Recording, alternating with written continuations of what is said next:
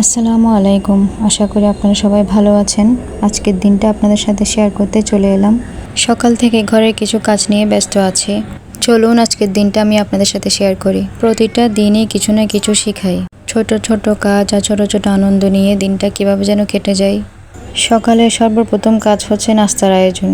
সকালে সবার জন্য নাস্তা রেডি করা, নিজের খাওয়া, সবাইকে খাওয়ানো। ব্যস্ততার মধ্যে সকালের সময়টা কেটে যায়। আব্বু গতকাল 2টা বড় বড় কাঁঠাল এনেছিল, তার মধ্যে একটা ভেঙে কিছু রাখা হয়েছিল ফ্রিজে।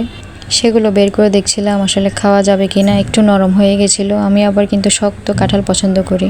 আমার কিন্তু আজকের পুরো সময়টাই চলে গিয়েছিল কাপড় ধোয়া আর ছাদে শুকাইতে, কারণ এত বৃষ্টি হয়েছিল যে কাপড়গুলো সব জমেছিল। এর মধ্যে আমার বোন রান্নাবান্না সব বসিয়ে দিয়েছিল। আমি শুধু গিয়ে দেখছিলাম কি কি রান্না হয়েছে আজকে। পাঙ্গাস মাছ রান্না করা হয়েছিল, তারপরে এর মাথা দিয়ে আলু রান্না করা হয়েছিল, ভাত রান্না করা হয়েছিল, দুনদুন রান্না করা হয়েছিল। কিন্তু এত কিছু থাকার পর আমার ছেলে খাবে ডিম পোচ। ও কোনো সবজি বা মাছ দিয়ে ভাত খেতেই চায় না। তাই সবার খাবার রেডি করে আবার ওর জন্য ডিম পোচটা করে নিয়ে আসলাম। আবার নিজের হাতে খাইয়ে দিচ্ছি। ছেলেকে ভিডিও করছে, দেখো একটু লজ্জাবোধ করছে আর খেয়ে আমাকে বলছে আম্মু অনেক মজা হচ্ছে, মজা লাগছে।